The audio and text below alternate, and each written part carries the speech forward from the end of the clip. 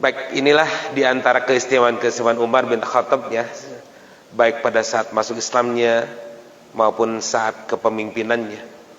Semuanya kalau boleh kita dibilang luar biasa. Semuanya banyak pelajaran buat kita. Ya, pemimpin yang menegakkan ketauhidan. Ini yang pertama tuh. Pemimpin yang menegakkan ketauhidan dan keimanan, merobohkan kesyirikan dan kekufuran. Mohon maaf, di negara antah berantah itu ada kepala pemerintah atau kepala daerah yang menghidupkan kearifan lokal gitu. Tradisi setempat yang pokoknya mah hirupkeun we rek kumaha oge. Termasuk melarung laut, mempersembahkan kepala kerbau kepada dewi laut begitu. Dihirupkeun we, da memang kitu cenah. Kalau Umar tidak. Kalau itu syirik, kalau itu kekufuran, Umar tidak lakukan. Masya Allah. Ya, dan beliau adalah orang yang paling berilmu tentang kitabullah dan sunnah setelah Abu Bakar. Kalau disebutkan setelah Abu Bakar ya. Seperti itu.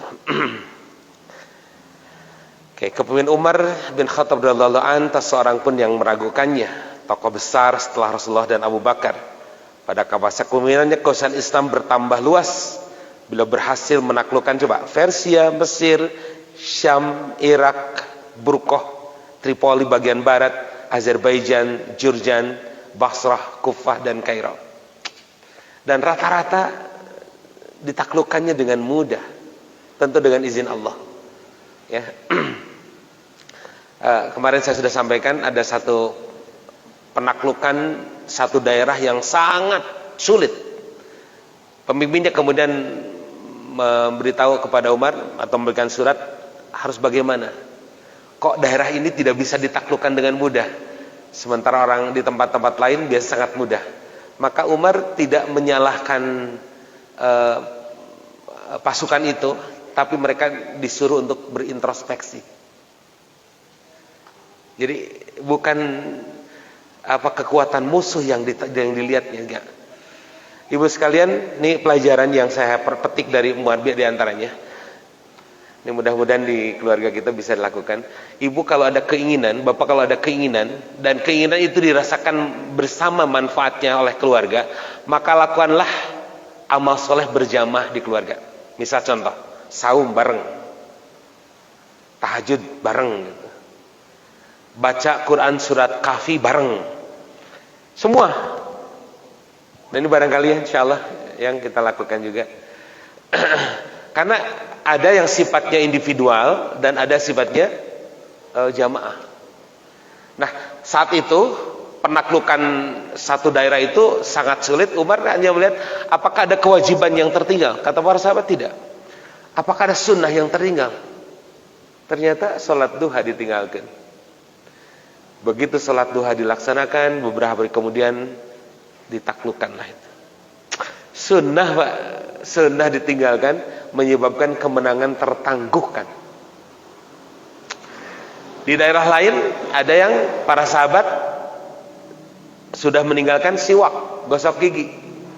Gosok gigi ibu bisa menyebabkan tertangguhnya kemenangan. Coba bayangkan.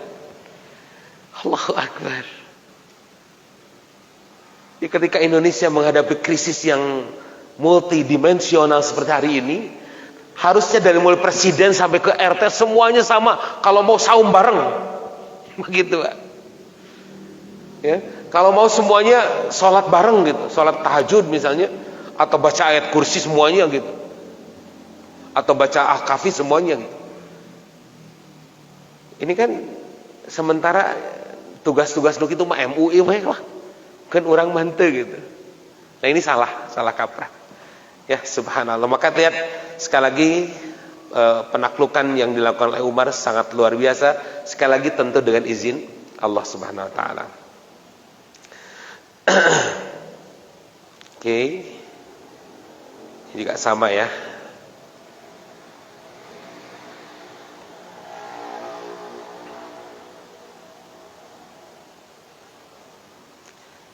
Baik, saya ingin lanjut ke kecerdasan Umar. Oh, tadi kecerdasan Umar ya. Selain berani, Umar juga, ini Pak lihat di bawah Pak. Umar bin Khattab menguasai 9 dari 10 ilmu. Kalau sekarang kalau para santri harus belajar 12 pan gitu, 12 cabang ilmu, Umar itu menguasai 11-nya gitu. Ini artinya hanya sedikit saja yang Umar tidak tahu. Luar biasa. Orang mah duka ya tina 10 duka sebenarnya Kang Dudai. Ya, sebab ternyata untuk jadi pembimbing itu harus cerdas. Harus pintar, meskipun orang hanya menilai orang merendahkan juga tidak akan tidak rendah gitu. Hanya orang harus tahu bahwa dia cerdas gitu. Menguasai banyak hal. Itu seorang pemimpinnya, subhanallah. Seandainya ilmu Umar bin Khattab diletakkan pada tepi timbangan yang satu dan ilmu seluruh penghuni bumi diletakkan pada tepi timbangan yang lain, niscaya ilmu Umar lebih berat daripada timbangan mereka, subhanallah. Kalau Abu Bakar tentang keimanan, kalau Umar tentang ilmu. Masya Allah. Ini beberapa idenya ya tentang Quran, tentang sholat berjamaah, tentang kalender Islam, membentuk kas negara, kemudian menciptakan lembaga peradilan, ya, kemudian perkantoran, balai pengobatan, membangun tempat penginapan, kapal laut. Masya Allah, idenya sangat luar biasa nih. Ya, luar biasa Umar ini. Allah memang memilih beliau karena dengan segala keistimewaannya. Tentu sekali lagi biidznillah ya. Kemudian mengaudit para pejabat serta pegawai dan juga konsep lainnya, masih banyak ya ini kecerdasan. Namun dengan begitu beliau tidaklah menjadi congkak dan tinggi hati. Justru beliau seorang pemimpin yang zuhud dan lagi wara'. Beliau berusaha untuk mengetahui dan memenuhi kebutuhan rakyatnya. Dalam satu riwayat Qadatah berkata, suatu hari Umar memakai jubah yang terbuat dari bulu domba yang sebagiannya dipenuhi dengan tambalan dari kulit, subhanallah. Pada waktu itu beliau adalah seorang khalifah. Sambil memikul jagung, ia lantas berjalan mendatangi pasar untuk menjamu orang-orang. Abdullah putranya berkata, Umar bin Khattab berkata, seandainya ada anak kambing yang mati di tepian sungai Efrat itu Irak ya, maka Umar merasa takut diminta pertanggungjawabannya oleh Allah Subhanahu wa taala. Padahal Umar ada di Madinah. Madinah ke Irak itu sekian ribu kilometer. Kalau ada di tepian sana unta yang jatuh, keledai yang jatuh karena jalannya tidak bagus, Umar takut diminta pertanggungjawaban oleh Allah Subhanallah. Ini waroknya Umar. Umar bukan miskin, Umar tuh kaya raya. Ya, saya sampaikan kemarin, kalau diaudit dengan rupiah hari ini, kekayaan Umar itu sampai Umar meninggal 11,2 triliun. ada yang mengatakan begitu, wallahu alam. Tetapi Umar lihat tadi tidurnya di emperan bangunan gitu, dekat dengan kebun, subhanallah.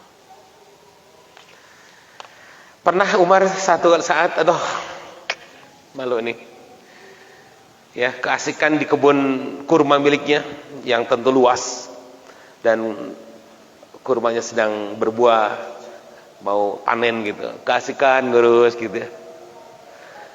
Nyadar sholat asar sudah lewat berjamaahnya. Ini Allahu Akbar. Begitu Umar ke masjid, sudah tidak ada orang yang sholat berjamaah. Lantas Umar bersolat munfarid, dan kemudian karena kebun itu aku menjadi lalai. Bismillah, aku wakafkan kurma itu, kebun kurma itu. Allahu Akbar. Ibu, karena HP orang jongjon main HP, diinfakkan ke HP nebu. Karena nonton film kita kejongjonan nonton film, TV-nya diinfakkan tuh. Allahu Akbar.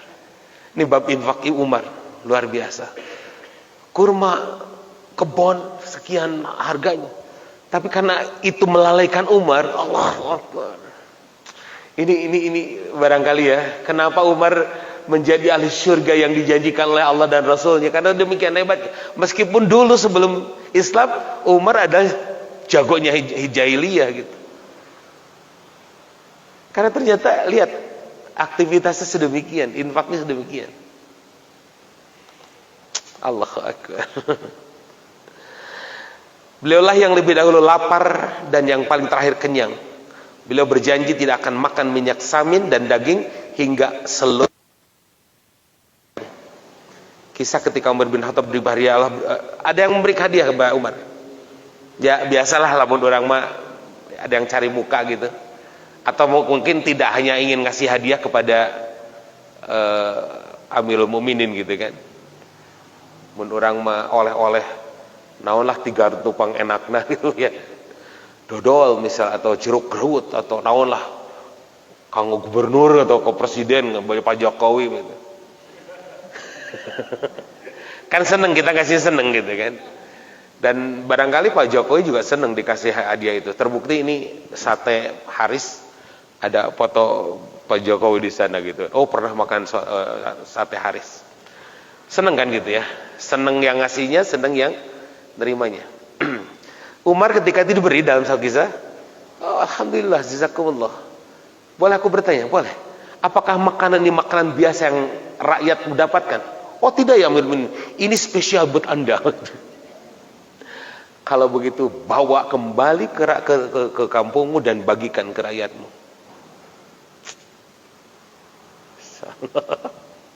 Simkuringmu kantos jadi wali kelas putra. Tapi saya sebut terakhir, ayah nu masihan kue, anu masihan, bingah, tahu sejak gitu. Bingah, oh ya, kantos anu masihan spray, itu dibagi dengan hiji memang.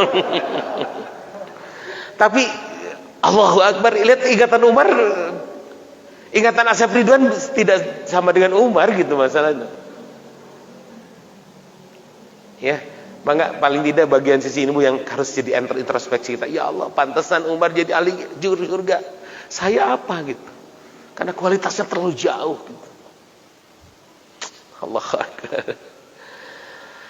Baik, ini beberapa fikih atau wasiat Umar. Kalau bahasa sekarang saya baca, oh ini quotes.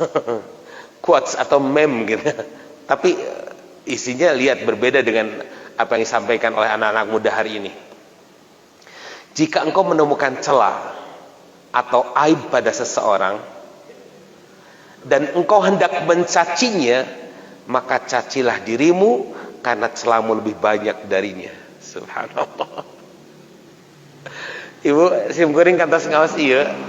Sareng pun bojo kana motor di Jalan Ramayana nu Kacimanuk gitu kan. Kan ada pembatas biasa di sana teh. Harusnya dari Ramayana tuh ke sana. Baru ke sini.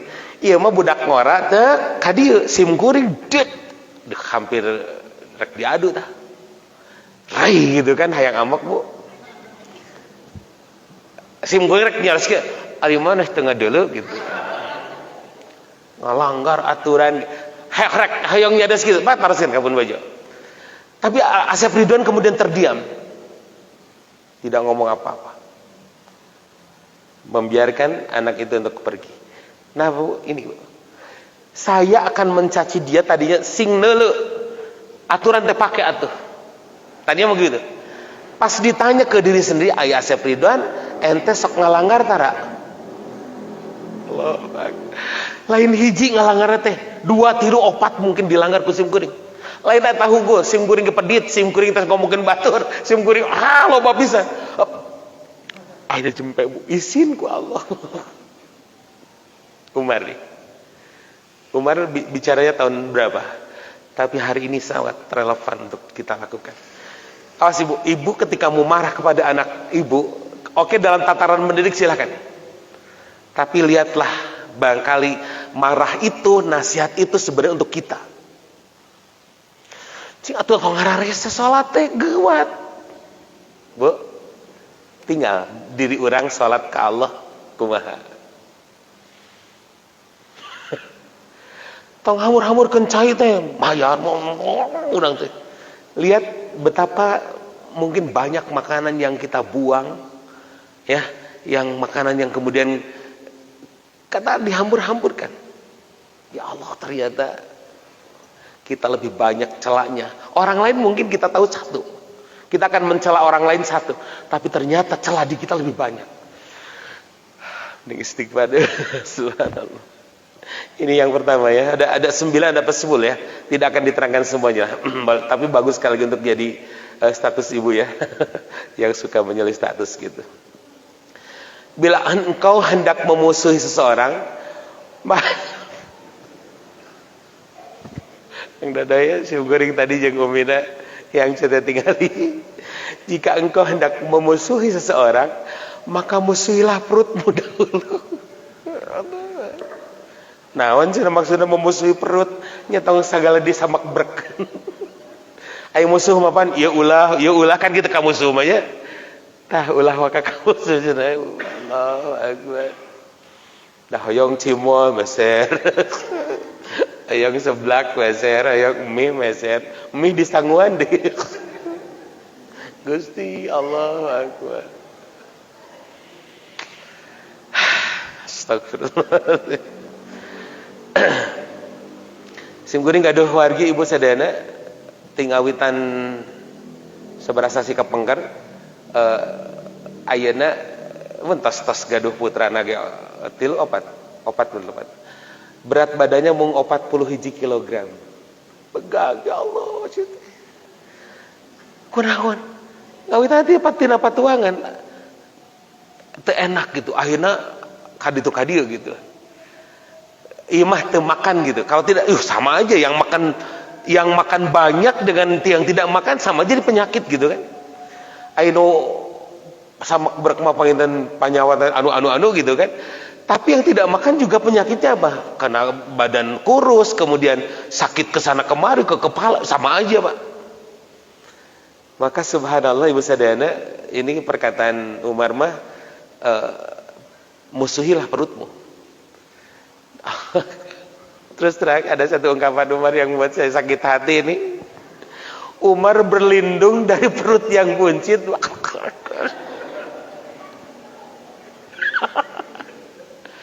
Umar berlindung kepada Allah. Allahu akbar. Asim kuring mah da sanes karena mambu waktu sarita tadi berbela diri. Astagfirullahaladzim, ya Allah.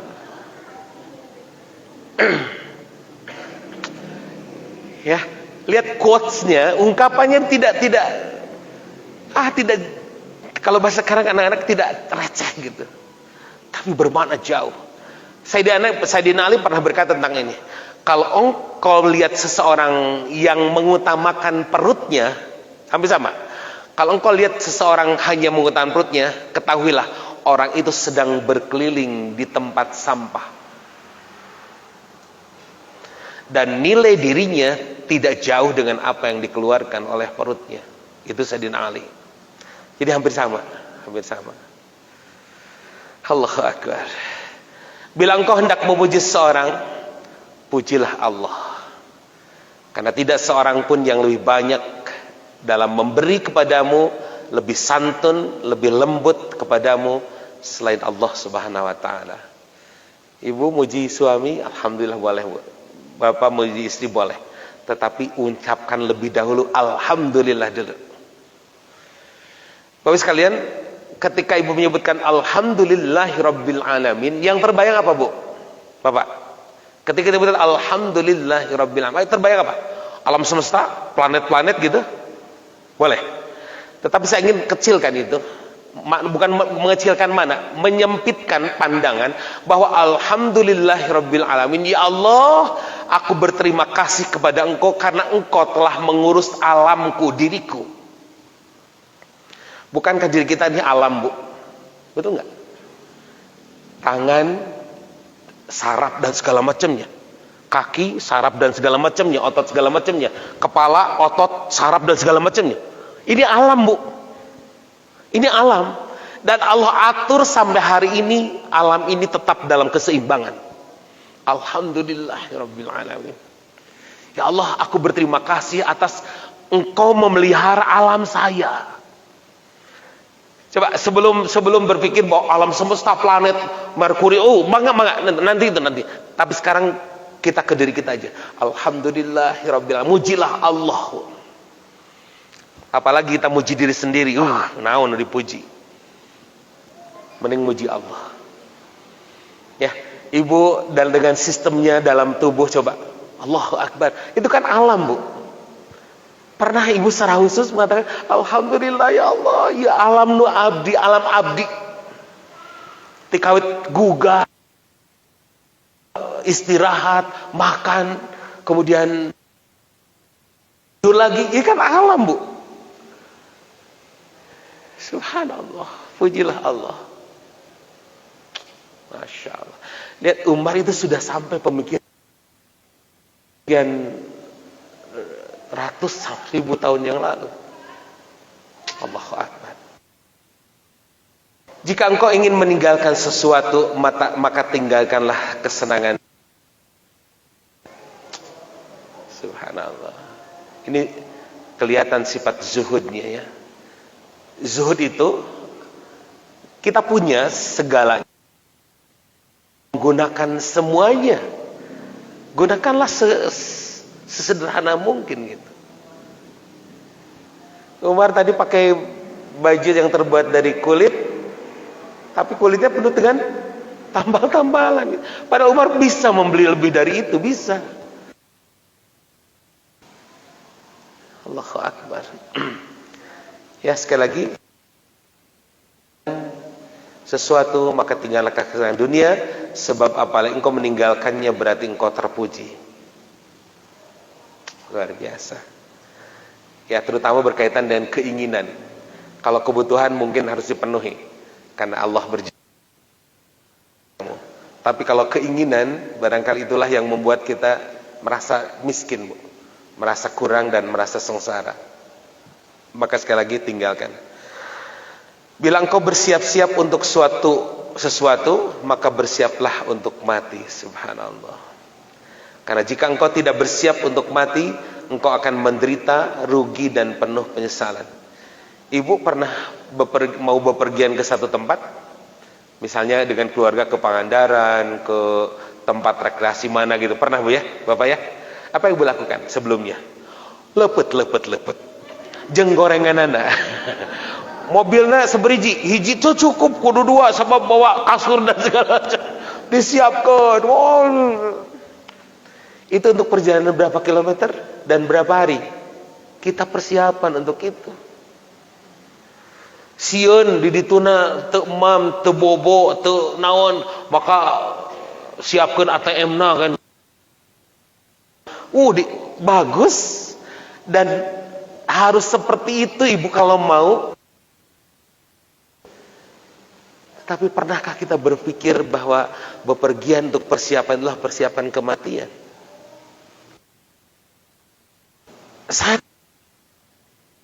Saya takut di sana menderita. Saya takut di sana tidak bisa menjawab pertanyaan malaikat. Takut di sana ada azab kubur. Masya Allah. Maka dipersiapkan. Maka hari ini Ibu pengajian, besok pengajian, dan seterusnya tetap pengajian adalah semata-mata untuk mempersiapkan ini, Bu. Kalau nguruskan niat ya. Bukan pagawean neng pengajian. Asieun aya nu nagih ka imah ka masjid. Itu tidak persiapan, Bu, ya. Subhanallah. Oke, bila engkau bersiap-siap untuk sesuatu, maka bersiaplah untuk mati. Nggak apa-apa, kenapa Bu? Huis tidak boleh cabutan? Terang tuh Bu? Bisi botak dah seueur huisna. Selain huis adalah bentuk peringatan. Ya, cabut-cabut tinggal nu hideungna hukum atau tinggal sabaraha. Allahu Akbar, Masya Allah ya. Oke. Dan memang sekali lagi huis adalah bentuk peringatan dari Allah Subhanahu Wa Taala untuk persiapan. Suatu maka tuntutlah akhirat, karena engkau tidak akan memperolehnya kecuali dengan mencarinya. Ibu sekalian, kenapa di surga banyak tanaman, banyak buah-buahan? Bapak udah ingat? Kenapa di surga Allah menyiapkan itu? Dan ternyata tidak semua orang, setiap orang berbeda. Buah yang akan diterima oleh orang yang A dengan yang B berbeda-beda. Kenapa? Saya temukan hadisnya, karena setiap langkah ke masjid, Bapak-bapak, setiap langkah ke masjid itu akan menjadi pohon dan menjadi buah. Setiap kalimat tasbih yang kita ucapkan, subhanallah walhamdulillah wala ilaha illallah akbar, atau subhanallah wa bihamdih subhanallahil azim, itu selain menjadi pahala, Allah juga menjadi pohon di sana. Maka seberapa kali dan memang seharusnya kita berangkat ke masjid, baik untuk sholat, pengajian atau aktivitas lain, maka Allahu akbar, Allah siapkan langkahnya, sekian langkahnya menjadi buah-buahan di sana. Tiba nyersi kadiu Allah nyangakeun. Ustaz dah make motor setiap gelinding Allah. Kau mau ngabonceng mah Bu? Lipat ganda udah jadi duaan. Baik, ini di bagian terakhir saya sampaikan wafatnya Umar bin Khattab radhiyallahu anhu. Allahu akbar. Saya melihat sosok yang agung, sosok yang oleh Allah dimuliakan ya. Dan memuliakan Allah juga memuliakan orang, kemudian harus mengalami tragedi seperti ini. Tetapi dengan demikian betullah sabda Rasul. Ketika Rasul satu saat di atas sebuah batu dan kemudian batu berguncang, maka Rasul berkata kepada batu, wahai batu, di atasmu ada seorang nabi, ada seorang yang sidik, dan ada 3 orang yang syahid. Dan batu itu kemudian berhenti, Bu. Jadi kalau bahasa kita terjadi gempa bumi. Rasul sedang ada di atas sebuah batu, tanah gitu, kemudian berguncang, bergetar. Rasul mengatakan, di atasmu ada seorang nabi dan rasul, ada seorang yang sidik, dan ada 3 orang yang syahid. Ternyata yang syahid pertama adalah Umar bin Khattab radhiyallahu anhu. Yang kedua adalah Utsman bin Affan, dan yang ketiga Ali bin Abi Thalib. Abu Bakar meninggal. Meskipun ada mengatakan bahwa Abu Bakar pun meninggalnya syahid karena diracun. Ada yang mengatakan begitu. Namun Rasul mengatakan seperti itu. Kita lihat, ini gambarannya kurang lebih. Umar sedang sholat subuh jadi imam, dan kemudian seorang Abu Lu'lu' datang, kemudian menikamkan pisau yang sudah diberi racun, yang kurang lebih 6 tusukan. Punggungnya dan dadanya, bagian dada, dan kemudian di perutnya ada 6 tusukan dalam sejarah disebutkan. Karena kuatnya Umar masih bisa menyelesaikan sholat, dan kemudian Umar dipayang ke rumah, dan kemudian dikasih minum susu. Tabib menyangka Umar akan sembuh, tapi begitu minum susu, segera susu itu keluar dari ususnya, dari perutnya. Tabib mengatakan, innalillah, Umar tidak akan panjang umurnya. Kebayang Bu, saking besar tusukan, saking terkoyak gitu, yang diminum langsung keluar lagi. Itu ususnya sudah bocor. Ini ada yang kisahnya, Umar bin Khattab dibunuh oleh Abu Lu'lu' atau Fairuz bin Mughirah bin Suhah. Mughirah itu ternyata adalah tuannya, bukan orang tuanya ya. Budak pada saat ia memimpin sholat subuh. Fairuz adalah seorang Persia yang pura-pura masuk Islam. Pura-pura masuk Islam ya. Karena kalau masuk Islam benar tidak akan melakukan itu kan. Nah, gitu. Yang ditaklukkan oleh Umar. Pembunuhan ini konon dilatar belakangi dendam pribadi Abu Lu'lu terhadap Umar. Fairuz merasa sakit hati atas kekalahan Persia yang saat itu merupakan negara digdaya ya oleh Umar tahun 43 Hijriah. Jadi kenapa Fairuz kemudian berpura-pura masuk Islam? Karena takut dibunuh atau takut dijadikan budak, maka pura-pura. Kenapa pura-pura? Sekali lagi, karena kalau dia muslim sejati tidak akan melakukan ini. Umar pun bertanya kepada sahabat, siapa yang menusuk aku? Para sahabat mengatakan Fairuz, Abu Lu'lu'. Umar berkata, alhamdulillah dia bukan seorang muslim. Jadi saya ditusuk oleh bukan seorang muslim, maka syahid gitu ya. Tatkala Khalifah berangkat ke masjid seperti biasa melakukan subuh, langsung saja Abu Lulu menyerang. Dia menikam dengan 3 tikaman. Oh, disebutkan tikaman ya, 3 tikaman. Dan di kisah lain ada yang disebut dengan 6 tikaman. Dan merobohkannya. Kemudian setiap muslim yang berusaha mengepung dirinya diserang pula. Ada kurang lebih 6 orang yang terluka. Jadi Pairus juga orang kuat begitu kan, lari dengan pisaunya, orang-orang yang juga terkena gitu. Subhanallah ya. Dan kemudian setelah dia terkepung dan diikat, maka dia tidak berkutik, kemudian dia membunuh dirinya. Itu kan dia juga bunuh diri. Subhanallah Pak, terulangnya tahun 2020 ini. 2021 imam masjid diserang, imam masjid dipukul, umat ditusuk. Hari ini barangkali pelakunya belajar sejarah juga. Allahu Akbar. Baik, masih ada nih hal-hal penting yang dilakukan. Nah ini bagian terakhirnya. Ternyata ini bagian terakhir. Hal-hal penting yang dilakukan Umar. Pertama, lihat Bu, setelah kita ketahui bahwa tindakan pertama yang dilakukan oleh Umar radhiyallahu an adalah memecat Khalid bin Walid. Ini juga saya sudah ceritakan. Kenapa Khalid bin Walid dipecat Bu? Padahal zaman Rasul saja Khalid itu sudah menjadi komandan perang. Zaman Abu Bakar pun begitu. Dan tidak ada peperangan kecuali dimenangkan oleh Khalid dan pasukannya. Tapi begitu zaman Umar, Khalid kemudian dipecat. Apa gerangan? Kata para sahabat, Khalid, engkau bisa, membahas sekarang, bisa demo ke Umar. Kau bisa protes dan lawan, apa kesalahan kau? Tidak, aku akan datang minta penjelasan. Subhanallah, luar biasa.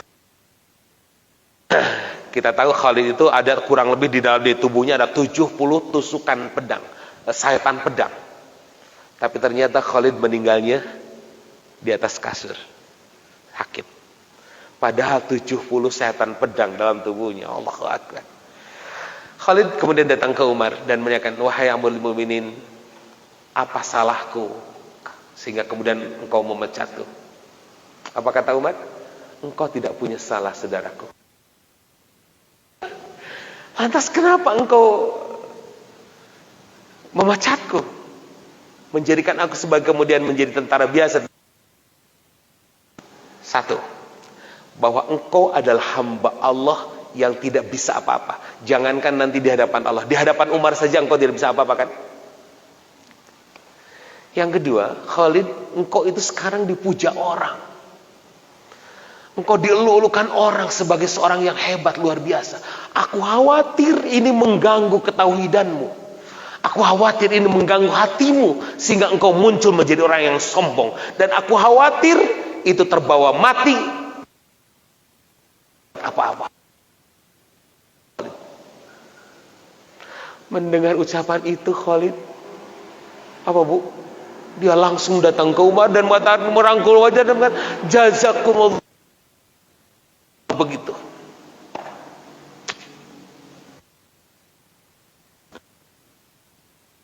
Ngatur kenuhun aya begitu.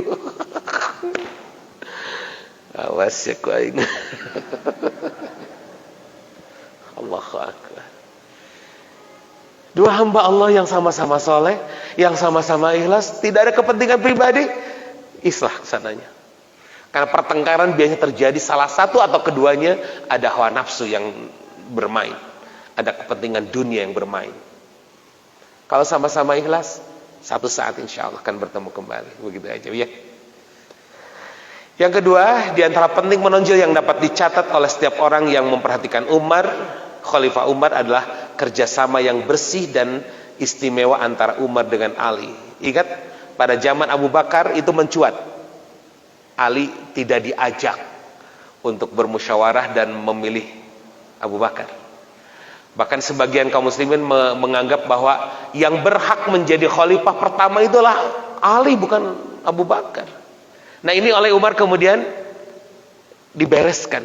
Maka tidak ada friksi antara Umar dengan Ali. Tidak ada, karena hal kedua yang dibereskan oleh Umar adalah ini. Ingat, Ali itu sangat berpengaruh, pemuda cerdas, ganteng, berpengaruh, apalagi dia adalah keluarga Rasulullah, gitu kan. Maka Umar membereskan ini supaya kemudian tidak ada friksi dari dalam, begitu. Jenius sekali Umar, ya, luar biasa. Yang ketiga, sebagaimana Khalifah Abu Bakar radhiyallahu an datang pada saat yang tepat, di mana tidak layak pada saat itu kecuali Abu Bakar, demikian pula Umar. Jadi kapan Umar datang dan kapan Umar tidak datang, kapan Umar harus berbuat dan kapan Umar tidak harus berbuat, itu pas dan tepat waktu. Ini yang disebut dengan adil. Pekerjaannya ya pekerjaannya, kalau bukan pekerjaannya tidak dilakukan. Subhanallah, pemimpinnya adil, ya. Hal paling agung yang pernah dilakukan Umar adalah memperluas futuhat Islam, ya. Futuhat itu adalah kemenangan-kemenangan. Tadi sudah sebutkan, ya. Yang kelima, perbedaan antara kedua, bahwa Abu Bakar menunjuk Umar secara langsung, sedangkan Umar menunjuk penggantinya di antara 6 orang yang menjadi Majlis Syura. Ini perbedaannya, ya. Kalau Umar ditunjuk oleh Abu Bakar, karena Abu Bakar pernah mendengar, kalau ada nabi setelah aku, kata Rasulullah, maka Umar orangnya. Dan ingat, ada berapa keputusan Umar yang bersesuaian dengan Allah tapi berbeda dengan Abu Bakar dan Rasulullah. Maka kemudian Abu Bakar salut kepada Umar. Umar hebat, diberikan kehebatan oleh Allah. Maka kemudian Abu Bakar memilih Umar. Tapi pengganti Umar dilakukan dengan musyawarah, ya, di antaranya. Oke, itu aja Bu. Kali ini jam 5:45 kurang lebih saya sampaikan apa yang menjadi pelajaran berharga Ibu sekalian. Di bagian akhir saya sampaikan sini. Ini dia. Pelajaran buat kita adalah semuanya serba wah, serba hebat, serba istimewa Umar, ya. Sebenarnya kita di hadapan Allah juga sama dengan Umar, Bu. Sebenarnya. Tapi terkadang kita merasa underestimate. Kita merasa, Nabi ma'atunawan, gitu. Enggak. Umar diberi sesuatu oleh Allah dan Umar optimalkan itu, gitu. Lihat ketika Umar jahiliyah, kan di Umar tidak terus menerus lihat itu, gitu. Tidak menerus itu. Sebab kalau lihat masa lalu terus, gitu, Umar juga akan underestimate dengan dirinya. Tapi tidak, kesalahan zaman lalu itu menjadi, lihatlah spion, kan gitu, ya. Lihatlah spion untuk ke belakang, tapi kaca yang paling besar adalah kaca depan. Boleh lihat masa lalu, tapi untuk menjadi pelajaran. Tidak untuk masa lalu terus jadi kita habis umur dan kemudian tidak berbuat sesuatu. Dulu jahiliyah hebat dan kemudian begitu masuk Islam juga hebat. Nah, kita kadang-kadang terlalu banyak melihat masa lalu. Dabi matu tiasa naon atuh naon bubuk kacang, bubuk ranginang. Enggak, sebenarnya Allah memberikan kesempatan. Cuma kadang-kadang kita nolak. Kita melihat kesempatan itu datang dari orang, padahal hakikatnya datang dari Allah sebenarnya, gitu. Udah. Ya, karena begitu momen-momennya Allah lihat, gitu. Dan kemudian Allah ridho lah, sampai kemudian Umar menjadi ahli syurga. Begitu, ya. Ada sisa waktu, sisa umur, Bu, mangga urang sasarengan, mangga tiasa naon berbuat sebaik mungkin, berbuat terbaik untuk Islam ini, insyaallah. Kalau ayat kandung mengatakan faqul i'malu wa rasul wal mu'minun, ya, maka berbuatlah, akan melihat perbuatan kau. Jazakumullah, dan mohon maaf kalau ada kekurangan kesalahan. Alhamdulillahirabbil alamin. Kata